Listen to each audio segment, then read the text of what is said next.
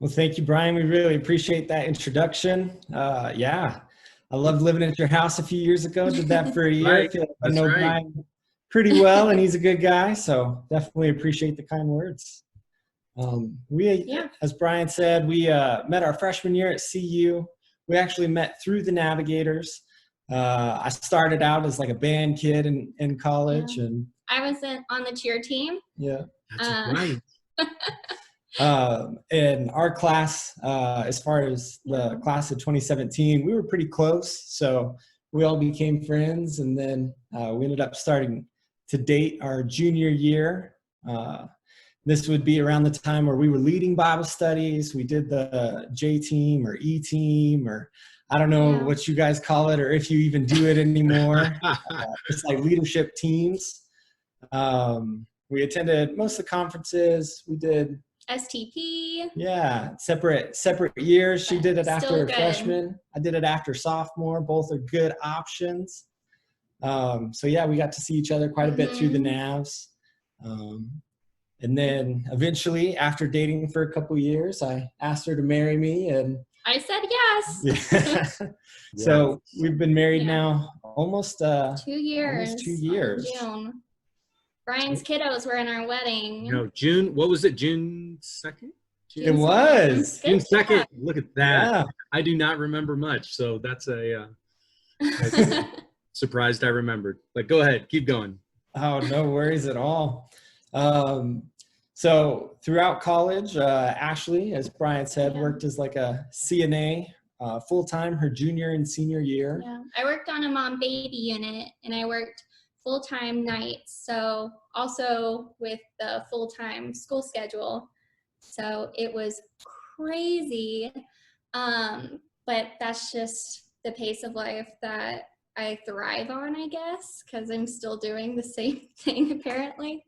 But still engaging in discipleship and being discipled by others. And I was able to lead a Bible study with my girls from their freshman year through their junior year. So that was just really special. I was able to continue leading that study even when David was on staff. So still being involved and keeping those connections throughout. Yeah. So throughout college, she'd work Friday night, Saturday night, Thursday night, Friday night, Saturday night. I'd pick her up Sunday morning, and we'd go over to Calvary. We loved that church a lot. So thankful for him to pick me up. Keep her awake during service. Make sure, hey, come on, got to get through it. Take some notes. Yep.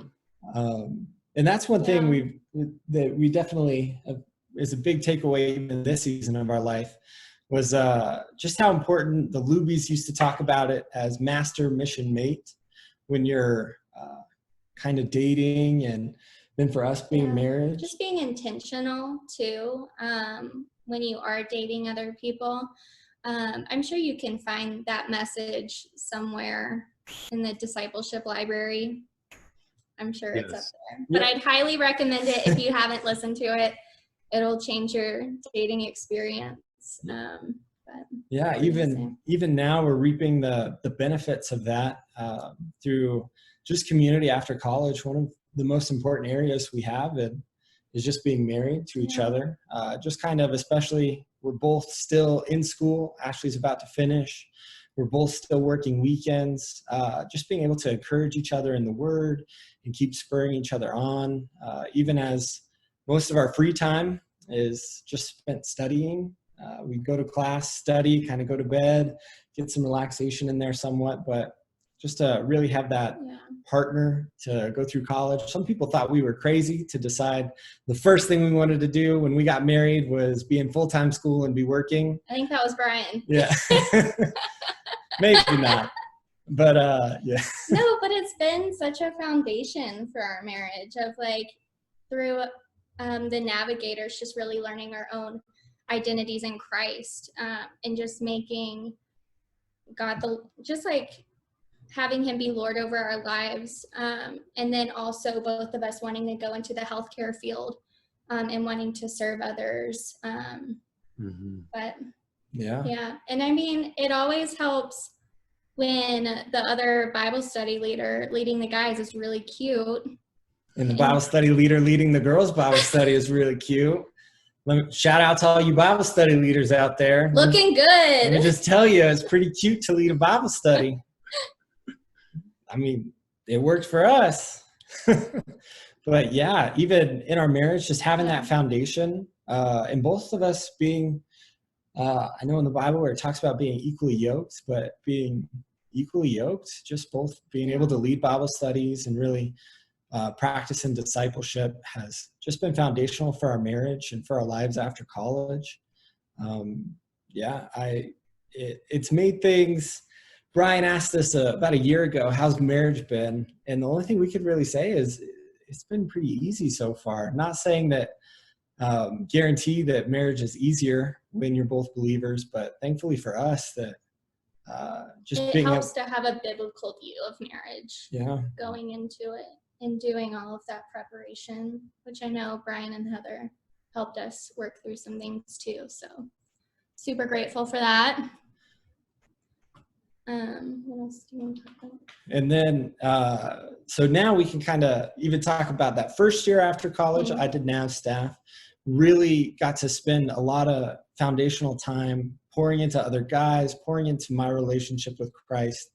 The year on Edge was very foundational to give time, not only while you're working, but free time to really just build my relationship with the Lord. We were engaged at the time, so build that with Ashley. Can't express how great it was to have a year before schooling, just to be able to have so much time to devote to my walk with the Lord and to build skills like fellowship and evangelism and all the things that are foundational with the Navigators. Because then we transitioned into the year after that. So during my Edge year, I was applying to pharmacy schools. Ashley was applying to nursing schools. Praise the Lord, we both got into school pretty close to each other. Now we live in Aurora, right across from my campus. So I used to, before everything got shut down, walk to school every day. I still walk to school every day, but now it's just across the house to the computer. So a little bit shorter, but and Ashley was commuting back and forth up to Front Range as she now finishes up that degree. But then while we're doing school, like we said a few times now, doing that full time, it's graduate school, so it's a lot more intense. I'd say I probably learned more in a year or even a semester of graduate school than I did all 4 years at CU. Just how much they try and shove in your mind to make sure that you have memorized and make sure you're that pharmacist that they can ask questions to. So we spend a lot of time doing that. And then we both work weekends. I currently work at King Supers and enjoyed that. Before I worked at a Walgreens. Not quite as fun. I enjoy King Supers. I work in a NICU right now at Rocky Mountain Hospital for Children. So I work there every Saturday and Sunday, and that's been a great time. I'm coming up on about 2 years, and I have an interview on Wednesday for a nursing position, so please be praying for that to go well. So I'm excited to transition there after school in a few weeks. Nice. Yeah. And then with community with believers in those settings, I remember praying a lot for a friend, and I'm sure there were a lot of people praying for me as well. So the first day I showed up on campus was kind of picture day for our badges. And the guy behind me noticed, my collar was a little messed up. So he figured, let me fix this for you. And then we kind of hung out the rest of the day and came to find out he's a pretty strong believer himself. And he's been my best friend throughout school so far. And we've gotten to know him and his wife. And we kind of branched out. There's a little group of us who are married in pharmacy school. They're called the old married guys. Well, yeah, because either we're married or we got a few guys who aren't, but they are in their 30s. So they're the old guys because a lot of kids are still like us, 25, 26, while they're, over 30. Whew. That's old. I bet you guys can't even picture being over 30 yet. Keep going, David. Oh, I was thinking the students, Brian. Sorry, forgot you were there. Mm. But yeah, so that's been just such a blessing to have a group of guys even in school now, a few of which are believers, a few of which aren't, as we kind of encourage each other. And my friend, when we get a weekend day off, or when I used to, we'd be invited to his church and we'd be able to go and worship with them. We haven't yet found a home church. We joked when we were first starting school, if we could find a church that didn't meet on Sunday or didn't meet on Saturday, or in the morning when we have class, we can't wait. And then it was like, oh, should we start going to mass, I guess? No. Start the Catholic church? This seems to be our only option. And we decided against that for now. I mean, it's still on the table. But we're hoping this fall, as Ashley transitions away from weekends and our schedule gets a little less busy, that we'll be able to really set down some roots in that area. And then apart from school and our work environments, it's interesting being a Christian in the medical field. I feel like there are a lot of, not a lot, but there are some Christians who are also there with you, who you get to enjoy that those conversations with. But a lot of the time they also look at Christians as if they're unintelligent. So a lot of times they may be a little surprised to hear that you're a Christian, because they just assumed that anybody who's made it this far in college or school, like they must be too smart to be a Christian. So seeing that worldview almost challenged is always interesting to see their face or just see how they react. But absolutely. People think that all of the people who are out protesting or just in big crowds are always believers and don't want to listen to what's going on. So that's been interesting. Some interesting conversations for sure. But yeah, when we were at CU, we spent so much time just in the Word and developing our relationship with the Lord and with each other, and just learning so many skills, practical skills through the NAVs. And so now, with what our lives look like with school and work, just having felt called into our professions, just trying to be good stewards of this opportunity, just with the hopes of making our workplaces our missionary fields afterwards. So it's kind of our vision. yeah, we felt like we were able to be great stewards of our time in college, with just how much free time that I'm sure you don't feel like you have, but you definitely have. And then even working on EdgeCore, I felt like I had infinite free time at that point, because your job it didn't even feel like work. It was just getting to enjoy students and the Lord, just really developing a lot of time into that. Where this season, it seems like we're having to develop a lot of our time into learning our professions and learning the skills and practical knowledge that it takes to be in those fields. So that way, when we graduate, we can just really marry the two. And that is our desire, is to be able to set down roots and develop as a professional within our system or within our settings, and just really share what the Lord has taught us and is still teaching us with the professions that we end up in. Where right now it seems like a lot of time was spent in the Word and in fellowship. A lot of time was spent in fellowship, where now it's more in studying and in that kind of community, ready for exams, to really get the knowledge, to kind of be able to get back into the workforce, which we're extremely excited about. And it's coming. We're slowly, Ashley will be there soon, and I can see the light at the end of the tunnel. Almost halfway, right? Oh yeah, well, almost halfway, only one more year of the actual school hard part. So, and then once that's out of the way, it just kind of relaxes a little bit more. Yeah. Great. Yeah. I don't know if I wanted to add too much to that, but that was good. Yeah. So just daily life now. and with coronavirus and just how it's affecting us in our lives.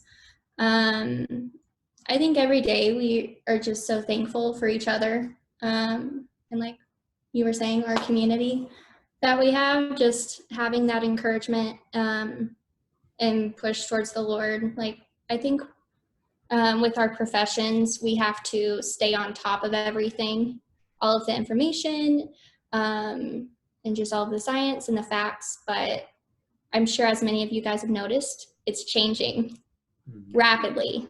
Every day, it seems like there's something new, or it's the opposite of what we were telling our patients the day before,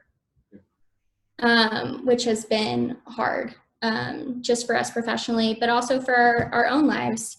A few weeks ago, I didn't know if I was going to be able to graduate nursing school this semester or have a job after school. And actually, my planner that I used to have, everything was scratched out. Everything that was planned was just erased. And I was so upset. I was like, I just need a new planner. We're going to throw out everything that was supposed to happen, whether that be my graduation ceremony or clinicals or exams. They were all canceled. So I decided to buy a new planner. And so I bought this one. It has Jeremiah 29:11 on it, which to me says, I don't know the plans for what's going to happen in these next few weeks, but ultimately he does. And he knows when I'm going to graduate and take those tests. So just kind of letting go, I think, has been the biggest thing we've been learning right now in this whole state, in this pandemic of, yes, there's a lot, and it can be scary, but just knowing like he's in control has kind of been what we've been holding on to. That's great. Did you want to add anything? No, that was good. Okay. Yeah. Let me ask a quick question. What has the community look like with those other believing couples that do you get, I mean, pre-corona, we We would go to Bible studies or go to dinners. Yeah. There's been a dance. So it's been fun having them around. started out with the CU football game Oh, a few yeah. years ago and getting to meet everybody. And nice. yeah. I mean, so it sounds to me like you guys are, I mean, noses down and you're going, I mean, harder than you were in college because you're having to work and also do full-time school, but it's not just like undergrad. This is post-grad. Yeah, this is, People's lives are in our hands. yeah. There's no messing around. There's no, I'll be fine for this exam. You're not taking the exam always for the grade. It's more, I want to do well so I can be able to take care of my patients. Yeah. Which has the stay up till 2 a.m., wake up at 6 a.m. to study before class. At least like 3 nights a week. It usually looks like that. And then try and catch up on sleep the other nights. And it's a lot more, but a lot more enjoyable as well with what we're learning. Yeah. Well, thank you for sharing. So a couple questions here, and Ashley, you mentioned it earlier, but what do you think of the protesters? I mean, you didn't speak to them in the way of, oh, you spoke that your medical professionals that you work with think that they're all believers, but what are your guys' thoughts? David, you're working at King Soopers, prescribing, stuff out. Ashley, you're clearly, working with other nurses and whatnot. So what do you guys think of these protesters? It's hard. It's easy to think like, oh, there are a bunch of fools who are going to go around and spread a virus and some people are going to get sick. But I feel like the medical profession also understands that a lot of people are without their jobs and that financially they need things to open up or they need things to go back to normal, just to kind of be okay financially. So there are other motives there besides just we think this virus isn't real, or you guys are doing this for no reason. So it's hard. It's also hard when like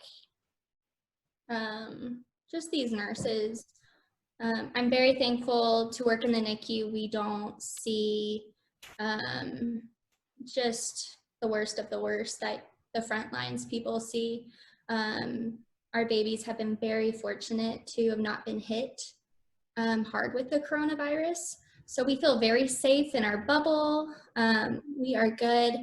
But I think the reality is that the people who do get very sick, like, are having to ultimately die alone. And these nurses are the ones holding their hands. And I think they're going to see a lot of post-traumatic stress with these healthcare workers in the future. So I think, I don't know, I've seen pictures of nurses trying to stand up and people say, oh, that's staged. Yeah.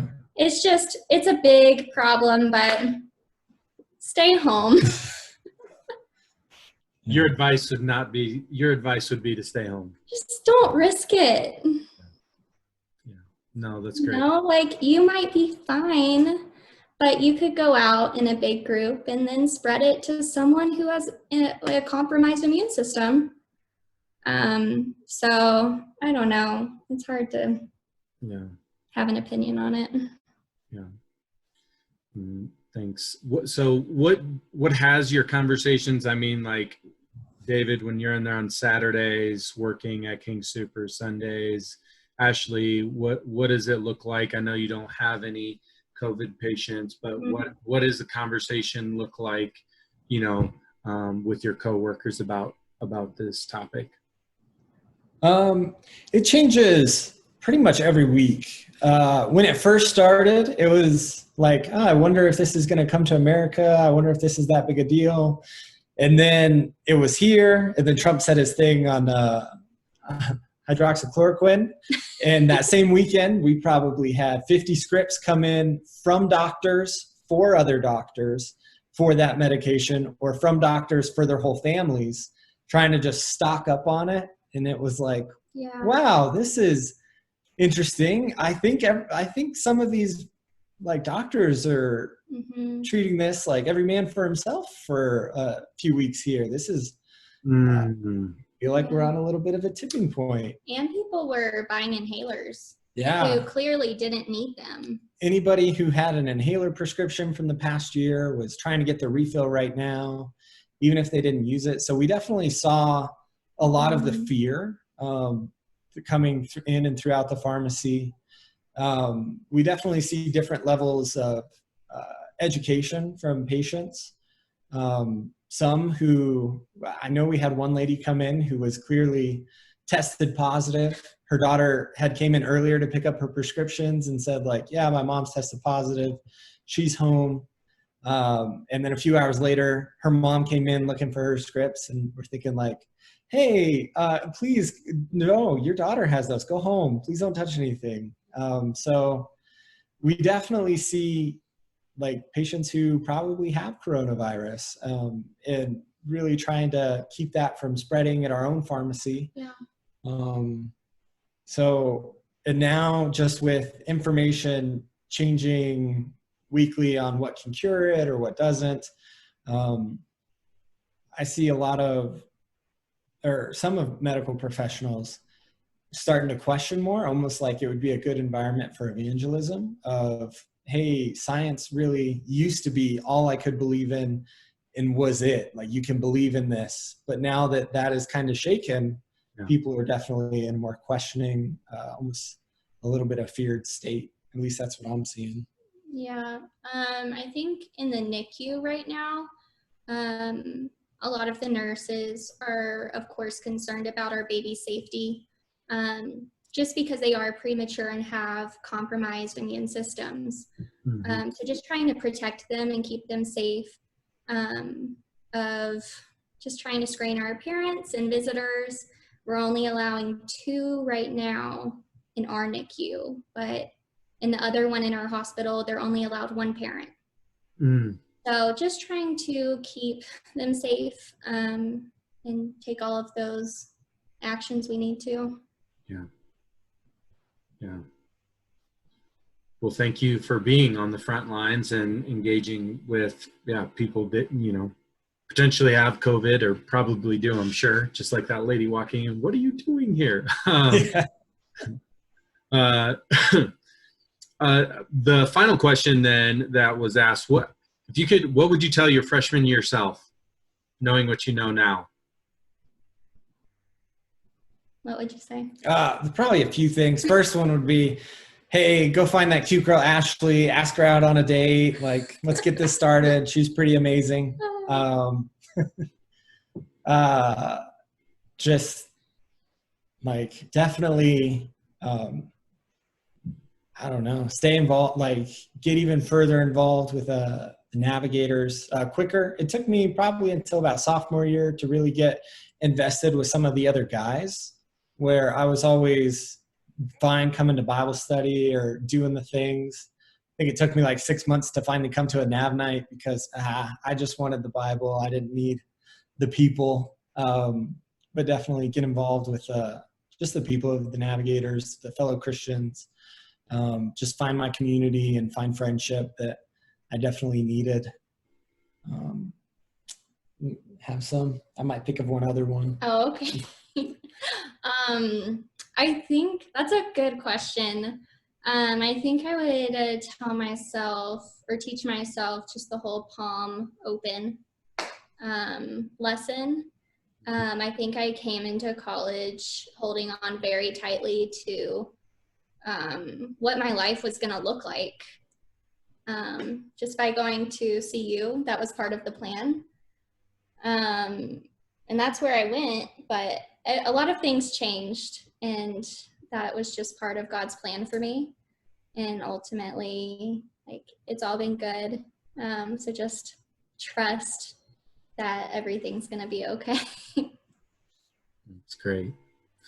Well, thank you guys, both of you, for making time here this Monday afternoon, and we're grateful to call you guys CU Nav alumni. So yes, go Buffs! Go Buffs! Go Buffs. David, I'll have to see if I can pull up that picture of you with my family with all in your, what was your Oh, the 70s buff? The 70s buff. Yep. I'll have to try and pull that up. So anyway, threw up a picture of that last time he was on here. I know, I saw that. So this time I'll have to pull that up again. Well, just let your students know that we're thinking about them and their families, and we're just praying for their safety and health right now through this time. But if they need anything or have any questions, I know we're not live, so let them know they can reach out to us. Most definitely. Great. Thank you.